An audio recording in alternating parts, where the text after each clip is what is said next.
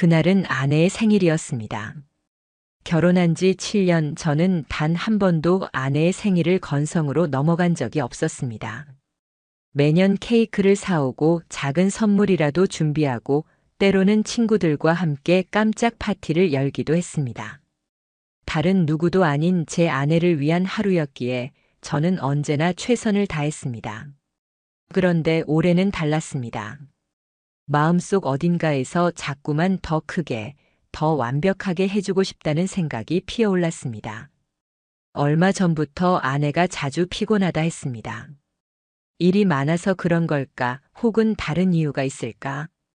이유는 분명히 말해주지 않았지만 확실한 건 표정에서 예전만큼 환한 웃음을 보기 어려웠다는 사실이었습니다.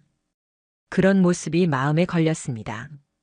그래서 이번 생일만큼은 아내가 그 어떤 걱정도 피로도 잠시 잊고 세상에서 가장 빛나는 사람이 되었으면 했습니다. 저는 한 달 전부터 준비를 시작했습니다. 먼저 장소를 정했습니다. 아내가 평소 가장 좋아하던 프렌치 비스트로. 강남에서도 꽤 이름이 알려진 곳이었고 솔직히 가격은 만만치 않았습니다. 하지만 음식의 정갈함, 직원들의 세심한 서비스, 따뜻하면서도 세련된 분위기, 그 모든 게 아내 취향에 꼭 맞았습니다. 저는 주저하지 않고 레스토랑 1층을 통째로 예약했습니다. 흔히 있는 생일 저녁도 아니고 오직 아내를 위한 무대처럼 만들어주고 싶었으니까요. 행사 분위기를 위해 DJ를 불렀습니다. 직접 선곡표를 만들어 전달하면서 잔잔하면서도 우아하게 시작하다가 시간이 지날수록 조금씩 활기를 불어넣어 달라는 부탁도 빼놓지 않았습니다. 작은 디테일 하나도 놓치고 싶지 않았습니다. 장식은 스스로 도맡았습니다. 헬륨 풍선, 화려하지 않지만 따뜻한 무드의 조명, 생일 문구가 적힌 배너까지 제 손으로 고르고 배치했습니다. 테이블 중앙에는 하얀 장미를 포인트로 둔 플로리스트의 부케를 놓을 계획이었습니다. 제 아내는 어릴 때부터 유난히 하얀 꽃을 좋아했습니다. 그래서 이번에도 주저하지 않고 아내가 가장 좋아하는 색을 중심으로 공간을 꾸몄습니다. 손님 초대도 철저히 준비했습니다. 아내의 친구들, 직장 동료들, 그리고 저희 부부를 잘 아는 지인들까지. 연락을 돌릴 때는 아내에게는 절대 말하지 말아달라는 점을 특히 강조했습니다. 깜짝 파티라는 것이 들키면 재미없지 않습니까? 사람들은 놀란 듯 웃으며 답했습니다. 아니, 이렇게까지 준비하는 사람이 어딨어? 정말 로맨틱하다. 아내분 감동하실 거야. 그럴 때마다 저는 그저 웃으며 고개를 끄덕였습니다. 말은 단순했습니다. 이번엔 정말 잘해주고 싶어서요. 그 말은 조금의 거짓도 없는 제 진심이었습니다. 결혼해서 일상 속 함께하는 시간도 많았지만 그럴수록 특별한 날만큼은 진심으로 아내에게 제가 가진 모든 마음을 보여주고 싶었습니다. 이틀 전부터는 휴가를 내서 아예 현장에 붙어 준비했습니다. 풍선 하나, 촛불 하나, 메뉴 카드 하나까지 확인했습니다.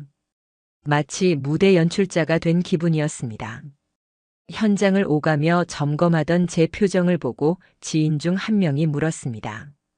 무슨 특별한 일이라도 있는 거야? 대체 왜 이렇게 정성을 들여? 저는 대답했습니다. 특별한 일은 없어.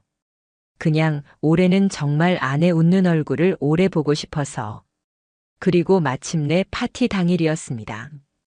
아내는 자신이 특별히 꾸며진 장소가 아닌 그냥 저와 둘이 저녁 식사하는 자리라고만 알았습니다. 그래서 제가 준비해둔 드레스를 건네며 이 옷 오늘 입는 게 어때? 라고 말했을 때도 별다른 의심은 하지 않았습니다. 그저 살짝 웃으며 옷을 갈아입고 따라 나섰습니다. 드디어 레스토랑 문을 열던 순간 모든 장식과 조명이 빛을 발하며 풍선이 두둥실 떠올랐습니다. 테이블마다 켜놓은 초가 반짝였고 DJ가 준비한 서정적인 음악이 흘렀습니다. 사람들은 동시에 목소리를 높였습니다. 생일 축하해. 아내는 두 손을 입에 올리며 숨을 죽인 듯 굳어 있었습니다. 잠시 후 눈가가 촉촉해지더니 이내 울먹하는 표정으로 주위를 둘러보았습니다. 친구들, 동료들, 지인들, 그리고 저. 그제야 눈물이 차올랐습니다. 저는 그 순간 준비한 모든 시간과 노력이 단숨에 보상받는 듯한 감정을 느꼈습니다. 이게 다 당신이 준비한 거야? 아내는 떨리는 목소리로 물었고 저는 큰 말 없이 그저 미소로 답했습니다. 미소 속에는 그럼 당연하지라는 의미가 담겨 있었습니다. 이어 저는 준비해둔 선물을 꺼냈습니다. 반짝이는 작은 상자 속에는 몇 달 전 아내가 무심히 얘기했던 목걸이가 들어 있었습니다. 저거 예쁘다라고 말하던 아내의 눈빛을 저는 기억하고 있었습니다. 가격이 부담스럽긴 했지만 망설이지 않았습니다. 그녀에게 주고 싶은 마음이 더 컸으니까요. 상자를 열자 사람들은 감탄했다가 박수를 쳤습니다. 아내는 눈물을 떨구며 제 얼굴을 바라봤습니다. 정말 고마워. 당신밖에 없다. 그 말에 저는 다시 미소 지었습니다. 그 순간만큼은 세상이 저희 둘을 중심으로 돌아가는 듯 했습니다. 파티장은 환하게 빛났고 사람들은 즐겁게 웃고 있었습니다. 아내는 친구들과 사진도 찍고 케이크도 자르며 행복해 보였습니다. 그 모습을 바라보면서 저는 속으로 다짐했습니다. 평생 이렇게만 살자. 평생 이렇게 웃게 해주자. 그때까지 저는 몰랐습니다. 그 화려한 풍선과 달콤한 와인, 따뜻한 웃음소리가 가득한 그 자리에서 이미 느리게, 그러나 분명하게 균열이 시작되고 있었음을. 그날 제가 지은 환한 웃음은 사실 앞으로 열릴 지옥의 문턱에 서 있는 웃음이었습니다. 사람들의 웃음과 건배 소리가 흐르던 그 순간이었습니다. 분위기는 무르익었고 저는 잠시 파티장 한켠 주방으로 향했습니다. 준비해둔 와인이 모자라는 것 같아 추가로 가져오려는 의도였습니다. 사실 주인으로서 빈잔이 생기는 순간을 허락하고 싶지 않았습니다. 모든 것이 완벽해야 했으니까요. 그런데 주방에서 와인 2병을 챙겨 돌아오는 길, 제 시야 속에 전혀 낯선 얼굴이 들어왔습니다. 파티장의 공기 속에서 너무도 이질적으로 그러나 동시에 자연스럽게 서 있는 남자 하나. 큰 키에 깔끔한 옷차림 과하지 않은데 고급스러움을 풍기는 향수의 잔향까지. 그 순간 저는 본능적으로 멈춰섰습니다. 저는 이미 이날 참석할 손님 명단을 머릿속에 전부 기억하고 있었습니다. 아내의 친구며 직장 동료들의 얼굴은 몇 차례 본 적이 있었고 이름을 모두 알지 못하더라도 익숙했습니다. 그런데 저 남자는 분명히 처음 보는 얼굴이었습니다. 초대받지 않은 그림자처럼 그러나 전혀 어색하지 않게 이 자리에 서 있었던 겁니다. 더 당황스러운 건 그의 위치였습니다. 그는 아내 옆에 너무나도 자연스럽게 서 있었습니다. 마치 오래 알고 지낸 사람처럼 아무렇지 않게 웃으며 대화를 하고 있었습니다. 아내의 눈길과 그의 눈길이 맞닿는 그 장면은 짧은 순간이었는데도 제 뇌리에 선명하게 새겨졌습니다. 누구지? 내가 초대한 적 없는 남자인데. 저는 순간 머릿속이 하얘지는 듯 했습니다. 파티는 여전히 활기찼습니다.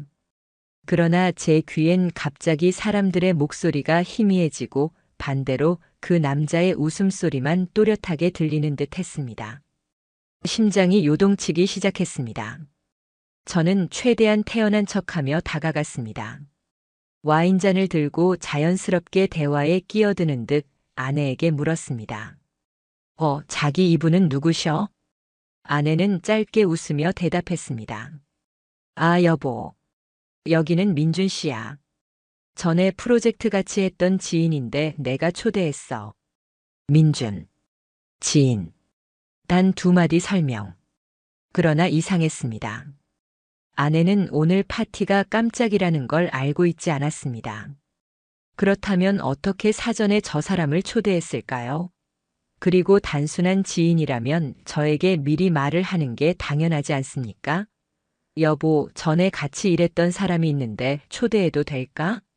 라는 설명조차 없었습니다. 저는 억지로 웃으며 고개를 끄덕였습니다. 하지만 속은 이미 불편함으로 가득 차 있었습니다. 왜 지금? 왜 하필 오늘 같은 날? 질문은 수없이 떠올랐지만 당장은 꾹 삼켰습니다. 파티 분위기를 깨고 싶지 않았으니까요. 그런데 시간이 흐를수록 이상한 장면이 하나씩 제 눈에 들어왔습니다.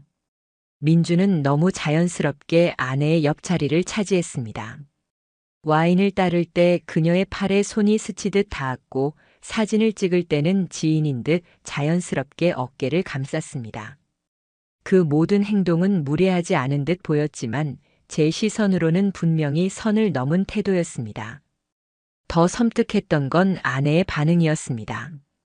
제가 곁에 있을 때는 조금 경직된 듯 행동하던 아내가 그와 함께 있는 순간만큼은 오히려 편안해 보였습니다.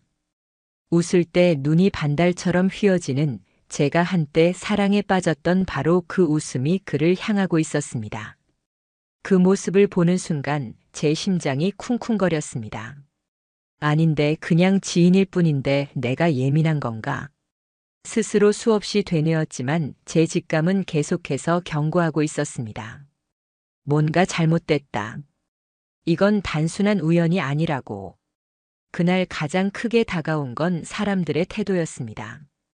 제가 낯선 얼굴을 의심하듯 바라봐도 다른 이들은 아무렇지 않게 그와 대화하고 있었습니다. 이미 알고 있던 사람처럼 자연스러웠습니다. 오히려 모르는 건 저 혼자뿐이라는 기분이 들었습니다. 아내도 뭔가 달라졌습니다. 저와 눈을 마주치지 않았습니다. 제가 살짝 곁에 서려고 하면 자연스럽게 다른 손님 쪽으로 몸을 돌렸습니다. 그때 저는 깨달았습니다. 단순한 지인 초대라면 이렇게까지 저를 피할 이유가 없다는 것을. 민준의 시선 또한 이상했습니다. 제가 그를 바라볼 때 그는 아무런 죄책감도 없이 저를 향해 미소 지었습니다. 심지어 고개까지 살짝 끄덕이며 인사를 했습니다. 마치 이 자리에 있어도 당당하다는 듯. 저는 순간 속이 뒤집히는 느낌을 받았습니다. 한쪽에서는 글라스가 부딪히며 웃음소리가 이어지고 있었지만 제 귀에는 오직 제 심장의 고동만 크게 울렸습니다. 입안은 바싹 마르고 손끝은 서서히 얼어붙는 듯 떨렸습니다. 아니다. 지금은 웃어야 한다. 티를 내면 안 된다.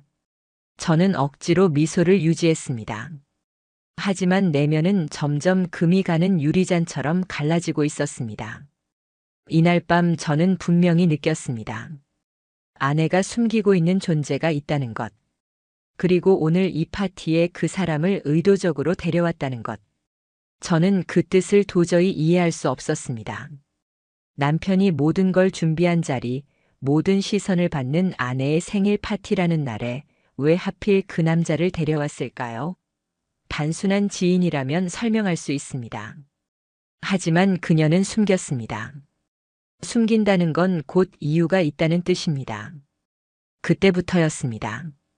제 눈동자가 파티장의 음악과 웃음 대신 계속해서 아내와 민준만을 좇기 시작한 것은 아내의 한 번의 미소, 민준의 손짓, 두 사람이 교환하는 아주 짧은 눈빛조차 제겐 모두 날카로운 칼날처럼 꽂히기 시작했습니다. 그날 파티는 여전히 즐겁게 이어지고 있었습니다. 사람들은 마치 아무 일 없다는 듯 웃고 떠들었습니다. 하지만 저 혼자만 홀로 차가운 얼음장에 갇혀 있는 것 같은 기분이 들고 있었습니다. 그때 저는 처음으로 이런 생각을 했습니다. 혹시 내가 이 자리에서 가장 어울리지 않는 사람일지도 모른다. 그날 파티장에서 가장 많이 움직인 건 제 발도 손도 아니었습니다. 제 눈동자였습니다. 고개는 아무렇지 않게 정면을 바라보고 있었지만 시선은 끊임없이 한 곳만 뒤쫓고 있었습니다. 와인을 따르고 케이크를 자르고 사람들과 짧게 대화를 나누는 순간들 사이에서도 제 시선은 늘 같은 곳에 고정돼 있었습니다. 아내와 그리고 민준. 그 둘은 마치 이 파티의 또 다른 주인공처럼 자연스럽게 함께 있었습니다. 처음엔 의심이었습니다. 내가 괜히 과민하게 반응하는 건 아닐까? 결혼 7년 차 부부의 마음이란 게 가끔은 예민하고 때론 불안정해지지 않습니까? 저는 스스로를 달래려 했습니다. 그저 옛 직장 동료일 뿐이야. 잠깐 반가워서 그러는 거겠지. 그렇게 합리화하려 했습니다. 하지만 시간이 흘러가면서 제 눈에 들어온 장면들은 그 합리화를 조금씩, 그러나 확실하게 무너뜨렸습니다. 민준이 아내의 잔에 와인을 따르는 순간이 있었습니다. 보통이라면 빠르게 잔만 채우고 물러났을 겁니다. 하지만 그의 손동작은 유난히 부드러웠습니다. 마치 값비싼 술을 따라내는 게 아니라 아끼고 아끼던 사람에게 무언가 귀한 것을 건네는 듯 했습니다. 와인 병이 기울어졌다가 다시 세워지는 아주 짧은 찰나 그의 손끝이 아내의 손등에 스쳤습니다. 의도였는지 실수였는지 구분하기 어려웠습니다. 하지만 아내의 반응은 더 명확했습니다. 놀라지도 피하지도 않고 오히려 눈가에 아주 자연스러운 미소를 띄웠습니다. 그 미소는 제가 연애할 때 오직 저만을 향해 보여주던 바로 그 미소였습니다. 그 순간 속이 울렁거렸습니다. 목구멍 뒤편에서부터 묘한 쓴맛이 밀려왔습니다. 입술이 바싹 말라붙어 와인이 목으로 넘어가지 않았습니다. 제 눈은 저도 모르게 더욱 날카롭고 무겁게 두 사람을 겨눴습니다. 시간이 흐를수록 두 사람의 거리는 조금씩 줄어들었습니다. 처음엔 팔꿈치가 스칠락말락하는 정도였다면 어느새 팔과 팔이 자연스럽게 닿아 있었습니다.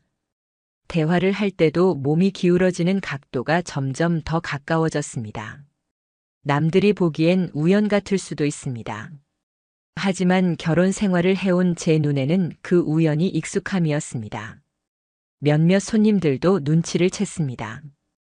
옆자리에 있던 후배가 힐끔 쳐다보고 작은 목소리로 좀 친해 보이시네라며 수군거리는 게 제 귀에 들렸습니다. 하지만 아무도 정식으로 언급하진 않았습니다. 분위기를 흐트리고 싶지 않으니까요. 그러나 제 시선은 도망치지 않았습니다. 민주는 사람들이 몰린 틈을 타 아내의 허리에 아주 자연스럽게 손을 올렸습니다. 사진을 찍을 때는 더 과감하게 어깨에 손을 얹었습니다. 겉으로는 가볍게 웃으며 친밀함을 표현하는 것 같았지만 그 태도는 이미 선을 넘어선 익숙함이었습니다. 문제는 아내였습니다. 그 모든 행동을 거부하지 않았습니다. 웃으며 받아주고 더 가까이 다가가고 심지어 그의 귓가에 귓속말을 하는 장면까지 제 눈에 들어왔습니다. 짧은 순간이었지만 저는 그 장면을 분명히 보았습니다. 그때였습니다. 제 안에 무언가가 크게 흔들렸습니다. 심장이 제 의지와 상관없이 요동쳤습니다. 제 속에서는 마치 수백 번의 경고음이 멈춰 울리는 것 같았습니다. 하지만 현실은 제 몸 앞에서 그대로 전개되고 있었습니다. 사람들은 여전히 웃었습니다. 파티장은 여전히 흥겨웠습니다. 그러나 제 귀에 그 웃음은 환청처럼 변했습니다. 전부가 저를 비웃는 듯 들렸습니다. 와인이 따라지는 소리, 잔들이 부딪히는 소리조차 쇳소리처럼 거칠게 짓눌러 왔습니다. 그리고 순간 제 심장은 칼에 베인 듯 아찔하게 무너지는 장면을 목격했습니다. 아내가 잠시 화장실에 다녀오겠다며 자리를 비웠습니다. 민준 역시 거의 동시에 일어나 다른 방향으로 향했습니다. 저는 처음엔 우연이라고 생각했습니다. 그러나 불길한 예감이 발끝에서부터 스멀스멀 올라왔습니다. 5분쯤 지났을까요? 저는 파티장 뒤편 조용한 복도 끝에서 두 사람이 마주 선 것을 봤습니다. 멀리 있어서 대화 내용까진 들리지 않았습니다. 하지만 장면 하나만으로도 충분했습니다. 민준이 아내의 손목을 가볍게 붙잡고 있었고 아내는 조용히 고개를 끄덕이며 그 앞에 서 있었습니다. 그 눈빛, 그 제스처는 도저히 옛 동료와 나눌 수 있는 태도가 아니었습니다. 그 순간 저의 몸은 굳어버렸습니다. 심장은 철판으로 눌린 듯 무겁고 손끝은 마치 얼음장 같았습니다. 사람들 속에서 고개를 드는 것도 힘이 들었습니다. 하지만 시선은 떨어지지 않았습니다. 머릿속은 수없이 복잡한 말들로 뒤엉켰습니다. 이건 우연이 아니다. 이건 절대로 단순한 지인이 아니다. 내가 지금 보고 있는 건 뭐지? 내 아내가. 그날은 아내의 생일이었습니다. 그날 사람들의 축복 속에서 제가 준비한 세상에서 제 아내는 다른 남자와 눈빛을 나누고 있었습니다. 그 장면은 어떤 케이크보다 더 강렬했고 어떤 와인보다 더 썼습니다. 잠시 후 두 사람은 다시 파티장으로 돌아왔습니다. 마치 아무 일도 없었다는 듯.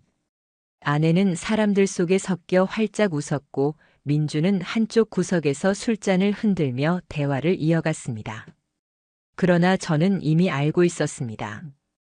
그 웃음과 태도는 모두 연기라는 것을. 그 시점부터 저는 달라졌습니다. 더 이상 막연한 의심이 아니었습니다.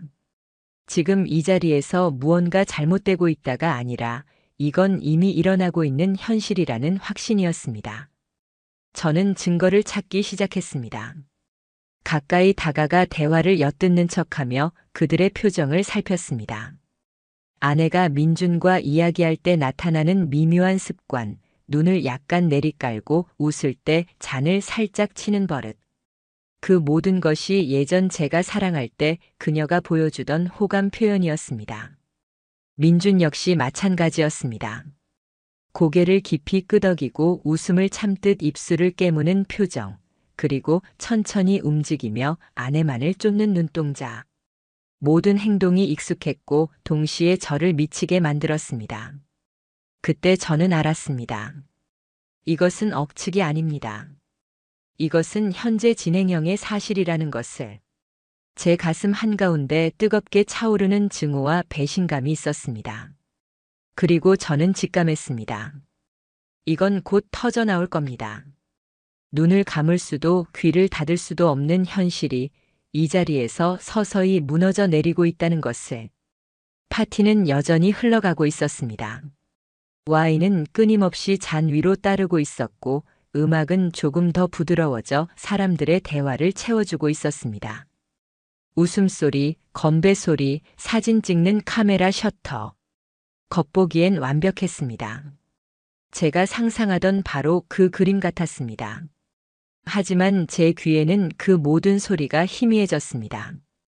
갑자기 볼륨이 내려간 듯 혹은 누군가 고막에 솜을 틀어막은 듯 아무것도 선명하게 들리지 않았습니다. 들리는 건 단 하나 제 안에서 울려 퍼지는 쿵, 쿵, 쿵. 심장이 제 몸을 두드리며 걸어 나오는 소리뿐이었습니다. 저는 몇 번이나 스스로 다짐했습니다.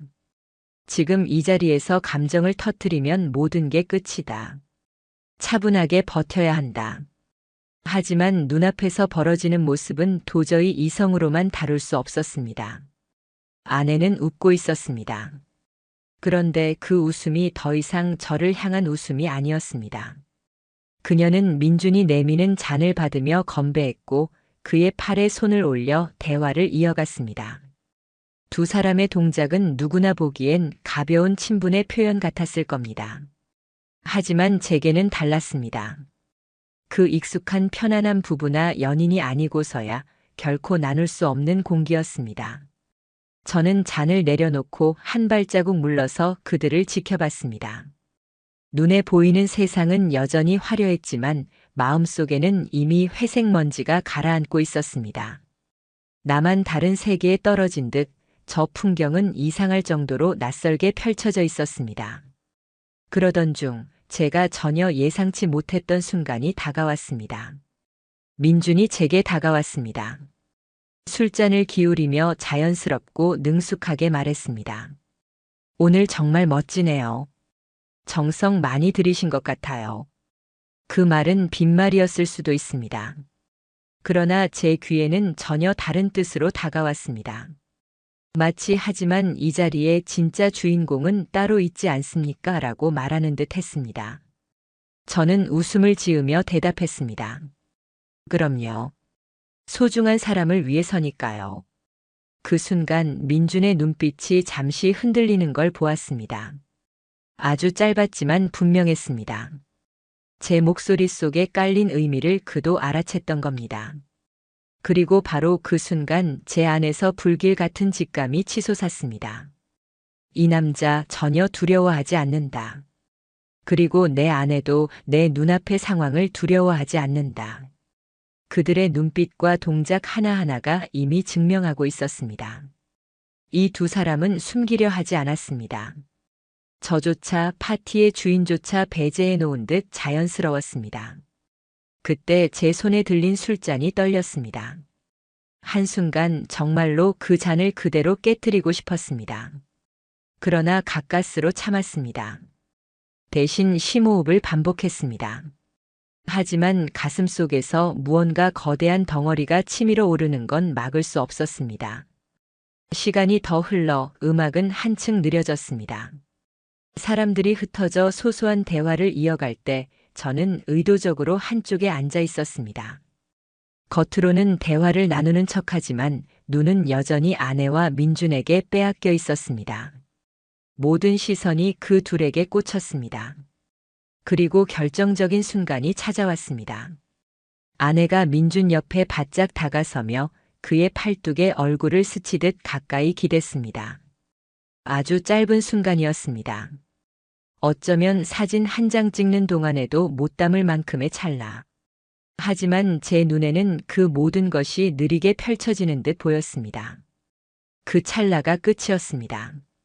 제 안에서 부서지는 소리가 났습니다. 와인을 들던 손은 허공에서 굳었고 호흡은 목 끝에서 막혀버렸습니다.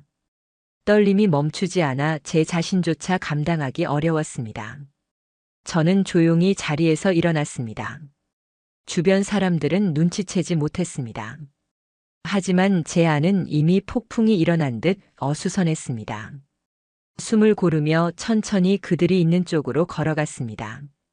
아내가 저를 보며 무심한 웃음을 지었습니다. 그러나 그 웃음은 껍데기 같았습니다. 단단하게 벽을 바른 듯 내면이 없는 웃음. 제가 그 앞에 섰을 때 마침내 입을 열었습니다. 오늘 재밌어 보여서 다행이네. 아내는 조금도 당황하지 않았습니다. 당연하다는 듯 고개를 끄덕였고 민주는 잔을 들어 저에게 건배를 시도했습니다. 그 순간 제 안에서 또 다른 힘줄이 끊어지듯 탁 하고 무너졌습니다. 저는 잔을 내려놓고 낮은 목소리로 말했습니다. 며칠 전부터 왠지 불길한 느낌이 있더라. 그게 바로 이거였구나. 제 얼굴을 본 아내의 눈빛이 순간 흔들렸습니다. 민준 또한 짧은 순간 눈을 깜빡이며 미묘하게 굳은 표정을 지었습니다. 그리고 파티장의 공기가 달라졌습니다. 사람들이 하나둘씩 고개를 돌리며 저희 쪽을 바라보기 시작했습니다. 몇 초 전까지만 해도 시끌벅적하게 이어지던 대화들이 줄줄이 끊겼고 음악은 DJ가 눈치를 보며 서둘러 껐는지 갑자기 멈춰버렸습니다. 남은 건 침묵 그리고 무겁게 내려앉은 고요뿐이었습니다. 바로 그 순간 깨달았습니다. 이건 단순히 파티가 끝나가는 게 아니었습니다. 이건 가면극의 끝이었습니다. 갑작스러운 정적이 파티장 한복판을 덮쳤습니다. 불과 몇 분 전까지만 해도 잔을 부딪히고 웃음소리가 터져 나오던 공간이 마치 누군가가 전원을 차단한 것처럼 굳어버렸습니다. 음악은 멈췄고 대화도 끊겼습니다. 모든 시선이 이곳으로 쏠렸습니다. 저는 천천히 호흡을 정리했습니다. 손은 여전히 떨리고 있었지만 목소리는 이상할 정도로 차분했습니다. 오히려 차갑게 가라앉아 있었습니다. 이 남자 언제부터야? 제 입에서 그 질문이 흘러나오자 파티장은 순간 얼어붙었습니다. 사람들의 손에 들려있던 술잔이 공중에서 멈췄고 누군가는 헛기침을 삼켰습니다. 잔이 부딪히던 소리도 웃는 얼굴도 모두 사라지고 숙연한 침묵만 남았습니다. 아내는 제 눈을 똑바로 보지 못했습니다. 시선을 잠시 내리깔았다가 제 얼굴을 살피려다 다시 피했으나 결국 아무 말도 하지 못했습니다. 입술만 벌어졌다가 다시 다물렸습니다. 민주는 황급히 변명하려 했습니다. 고개를 끄덕이며 입을 열었습니다. 아니에요. 오해십니다. 저는 그냥 아는 사이라서 잠깐 들른 것뿐입니다. 그의 목소리는 억지로 담대한 척했지만 떨림을 숨기지 못했습니다. 저는 가볍게 웃음을 흘렸습니다. 차라리 그 웃음이 제 스스로도 섬뜩하게 느껴질 정도였습니다. 오해라고? 내가 내 아내 허리에 손을 올리던 게, 두 사람이 복도에서 눈빛을 주고받던 게, 그게 오해야? 그 순간 민준의 얼굴에서 핏기가 가셨습니다. 그는 잔을 내려놓고 뒤로 한 발자를 물러섰습니다. 눈빛은 피했고 이마에는 땀이 송골송골 맺혔습니다. 사람들의 시선이 더 뜨거워졌습니다. 아내는 급히 제 손을 잡았습니다. 목소리는 떨렸지만 애써 침착한 척했습니다. 여보, 진짜 아무 일도 아니야. 오늘만은 제발 사람들이 다 보잖아. 하지만 저는 그 손을 뿌리쳤습니다. 그 뿌리치는 소리마저 파티장의 정적 속에서 또렷하게 울렸습니다. 사람들은 움찔하며 눈을 크게 떴습니다. 아무 일도 아니라고? 아무 일도 아닌데 왜 초대한 명단에 없었던 남자를 데려왔어? 왜 내게 아무 말도 안 하고 여기서 태연하게 웃고 있었는데? 아무것도 아닌 건 숨길 이유조차 없는 거 아냐? 아내는 대답하지 못했습니다. 결국 눈물이 맺혀 흐르려 했습니다. 그러나 울음은 변명처럼만 들려왔습니다. 그 순간 사람들의 사이에서 작은 속삭임이 번졌습니다. 며칠 전 카페에서 같이 있던 거 내가 본 거 같은데. 나도 봤어. 손잡고 걷더라. 소문은 불처럼 번져갔습니다. 하나둘씩 이어진 증언들, 인스타그램 사진, 목격담이 꼬리에 꼬리를 물었습니다. 아내의 몸은 점점 웅크려졌습니다. 민주는 이미 사람들 틈으로 조금씩 뒤로 물러나고 있었습니다. 도망치기 직전처럼 보였습니다. 저는 핸드폰을 꺼내 들었습니다. 목소리는 담담했습니다. 혹시 몰라서 준비해뒀지. 촬영된 영상 다 있어. 그리고 오늘 이 자리 당신들의 행동 다 증거로 남았다. 민준 씨 상간소송 정식으로 진행할 거다. 파티장의 공기가 갈라졌습니다. 몇몇 사람들이 숨을 삼키며 피식 놀라는 소리를 냈습니다. 민준의 얼굴에서는 더 이상 미소조차 찾아볼 수 없었습니다. 그는 완전히 굳었습니다. 아내는 그 순간 무릎을 꿇었습니다. 사람들 앞에서 테이블 위 생일초 옆에서 잘못했어, 정말 잘못했어. 순간적으로 미쳤던 거야. 제발 사람들 앞에선. 눈물이 흘러내렸지만 제 심장은 흔들리지 않았습니다. 그 눈물이 더 이상 저를 설득하지 못했습니다. 당신이 무릎 꿇을 자리는 여기가 아니야. 법정이야. 그곳에서 진정으로 무릎 꿇게 될 거다. 사람들의 술잔은 더 이상 움직이지 않았습니다. 웃음소리도 없었습니다. 모두 이 장면을 목격자가 되어보고 있었습니다. 민주는 결국 고개를 숙이고 아무 소리도 하지 못한 채 뒤로 물러나 사라졌습니다.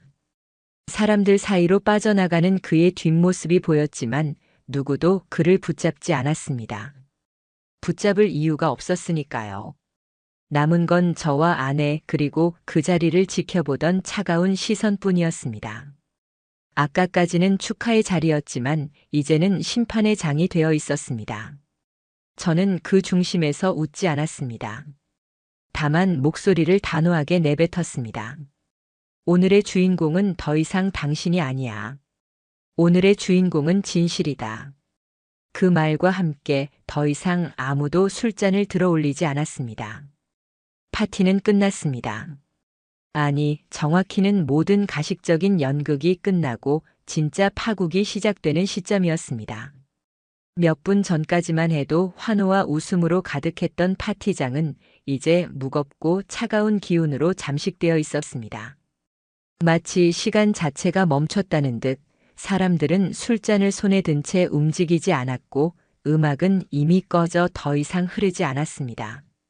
숨소리조차 크게 들릴까 두려운 듯 모두가 조심스럽게 공기를 삼키고 있었습니다. 그 자리에 무릎을 꿇은 사람은 제 아내였습니다. 드레스를 입고 화장을 하고 생일 케이크 앞에서 환하게 웃던 그녀의 모습은 흔적조차 남지 않았습니다. 눈은 충혈되고 화장이 번져 얼굴에 얼룩처럼 흘러내렸습니다.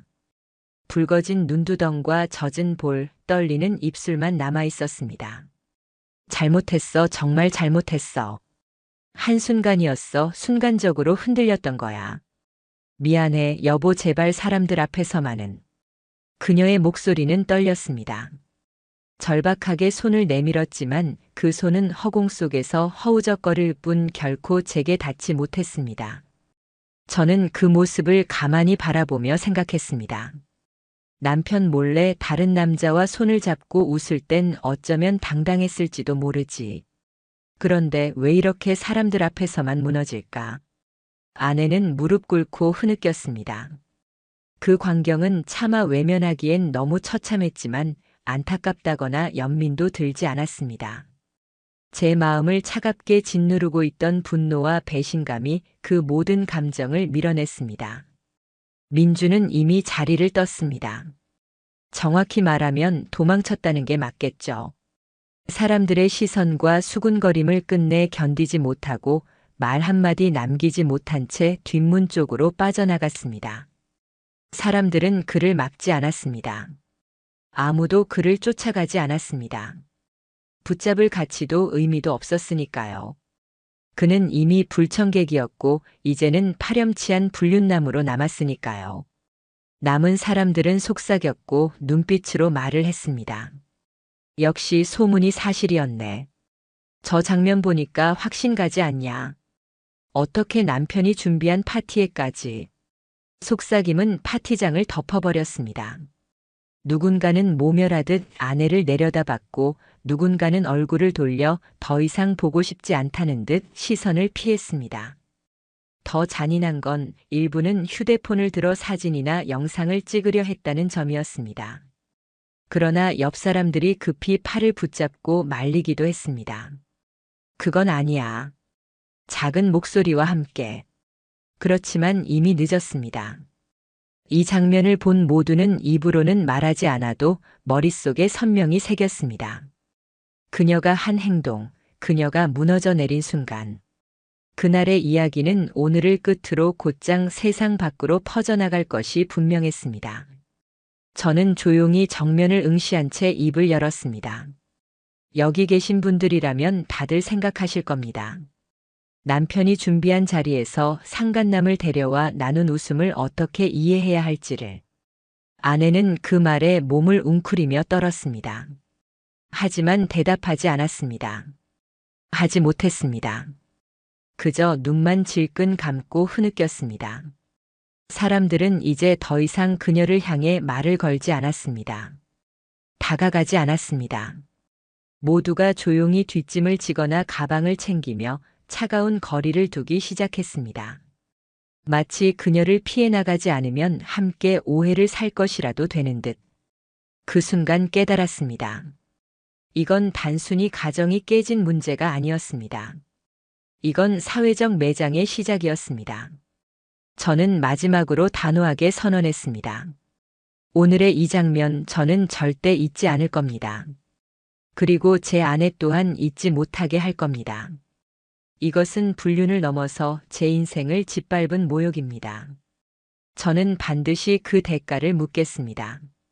법으로, 현실로, 끝까지. 그 말이 끝나자 옆에 서 있던 지인 한 명이 고개를 끄덕이며 말했습니다. 필요하다면 내가 증언해 줄게. 오늘 다 봤으니까. 또 다른 동료도 말했습니다. 우리도 느낌이 이상했었어. 이제 보니 다 맞았구나. 그 한마디 한마디가 사회적 철퇴처럼 아내에게 내려앉았습니다. 숨을 죽이고 있던 사람들은 다시 움직이기 시작했습니다. 그러나 웃지도 다시 잔을 들지도 않았습니다. 그저 짐을 챙기고 하나둘 파티장을 빠져나갔습니다. 아내는 그 자리 테이블 옆에 쓰러지듯 앉아 있었습니다. 머리를 감싸주며 작은 흐느낌으로 울었습니다.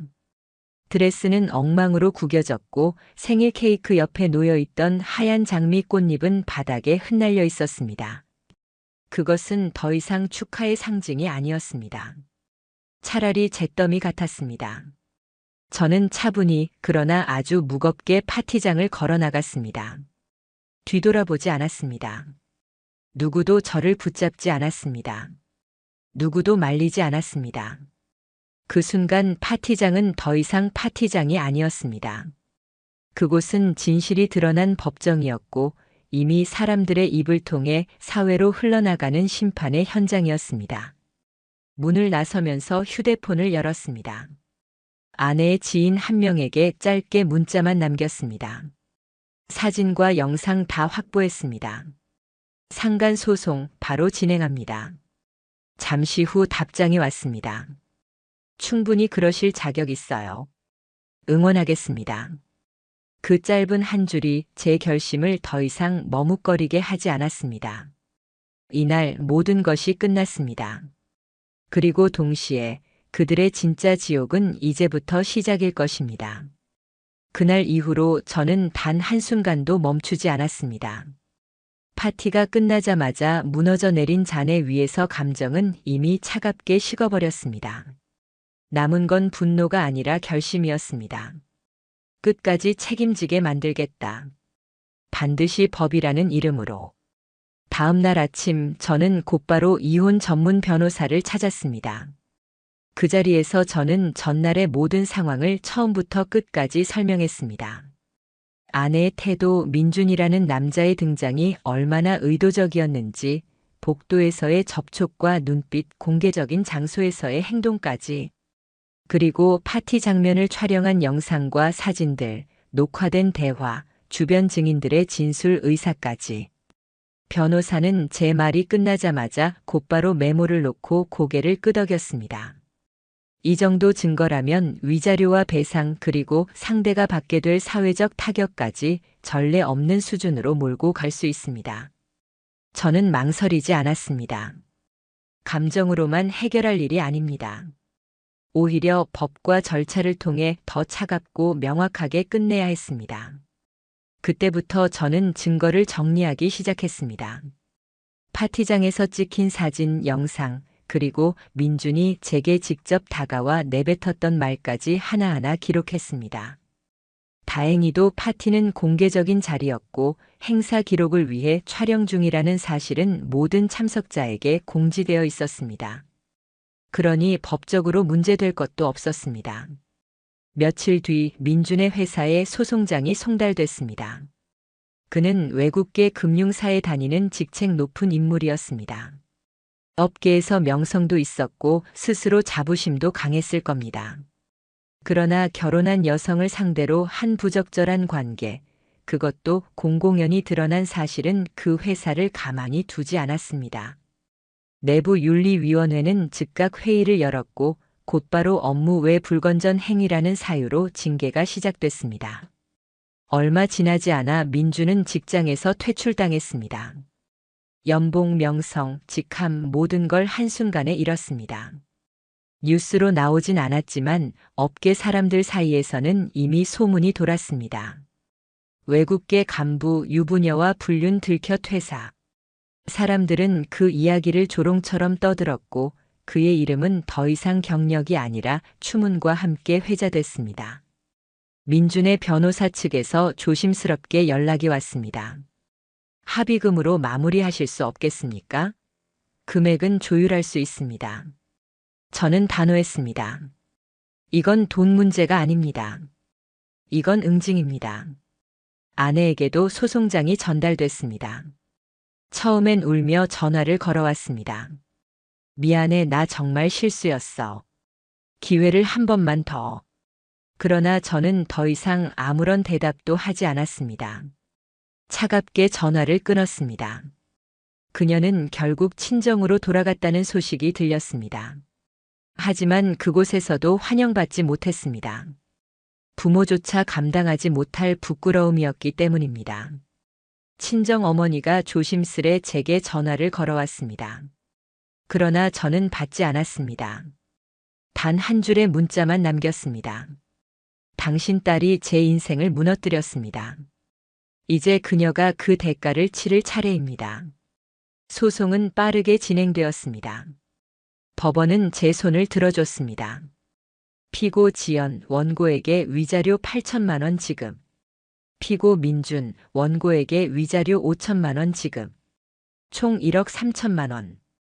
금액만의 문제가 아니었습니다. 재판부는 판결문에 이렇게 기록했습니다. 피고들은 가정의 신뢰관계를 심각하게 파괴하였으며 원고가 입은 정신적 고통은 사회적 맥락까지 고려할 때 극히 중대하다. 판결 이후 민주는 더 깊은 나락으로 떨어졌습니다. 회사를 잃은 것도 모자라 업계 전반에 그 소문이 돌면서 더 이상 어디에도 설 자리가 없었습니다. 헬스클럽, 골프장, 즐겨 다니던 사교 모임, 그 어느 곳에서도 그의 자리는 사라졌습니다. 저는 마지막으로 그의 사회적 연결망까지 끊기길 바랐습니다. 그래서 차분히 자료를 정리해 업계 커뮤니티와 그가 자주 드나들던 모임 게시판에 제보글을 올렸습니다. 외국계 금융사 간부 유부녀와의 부적절한 관계로 직장 징계 후 사직. 상간소송 결과 위자료 5천만 원 판결 확정. 팩트만 정리된 글은 짧았지만 파급력은 거대했습니다. 업계 사람들은 순식간에 내용을 퍼나르기 시작했고 민주는 더 이상 얼굴조차 내밀지 못했습니다. 그의 SNS는 비공개로 바뀌었고 주변 지인들은 연락을 끊었습니다. 한순간에 그는 사회적 사망자로 전락했습니다. 아내도 마찬가지였습니다. 결혼 생활이 끝난 뒤 작은 원룸방을 얻어 혼자 살고 있다는 말이 들렸습니다. 직장은 이미 그만뒀고 프리랜서 일도 더 이상 수주받지 못했습니다. 업계 사람들 사이에서 이미 소문이 돌고 있었기 때문입니다. 저 사람은 거래처와도 문제를 일으킬 수 있어. 그 말 한마디면 끝이었습니다. 함께 일하려는 사람은 더 이상 아무도 없었습니다. 소송이 마무리되던 날, 저는 두 사람에게 짧은 이메일을 보냈습니다. 민준에게는 너는 내 생일 파티에 초대받지 않았다. 하지만 나는 너를 세상에서 퇴출시켰다. 아내에게는 내 생일을 위해 나는 세상을 꾸몄다. 내가 그 세상에 불을 질렀고 이제 그제 속에서 살아야 한다. 그 후로 두 사람에게서 어떤 연락도 오지 않았습니다. 아마 다시는 제게 얼굴을 들이밀 용기조차 없을 겁니다. 시간이 흘렀습니다. 저는 다시 새로운 일상을 찾으려 노력했습니다. 새로운 사람을 만나기도 하고 혼자만의 조용한 평화를 즐기기도 합니다. 그러나 매일 아침 거울 앞에 설 때마다 저 자신에게 다짐합니다. 두 번 다시 내가 사랑한 사람에게 무너질 수는 없다. 그리고 배신 앞에서는 반드시 끝까지 책임을 묻는 사람이 되자. 아내와 민준의 이야기는 그날로 끝났지만 사실 그들에게는 지금부터가 진짜 시작일 겁니다. 그들의 분류는 이미 끝났을지 몰라도 사회의 시선과 심판은 아직 시작에 불과하니까요. 저는 다만 제 자리를 되찾았을 뿐입니다. 그리고 오늘 이 자리에서 단언합니다. 사랑을 배신한 데가 그 고통은 단순한 상실로 끝나지 않습니다. 그건 법으로 세상으로 끝까지 따라가게 되어 있습니다.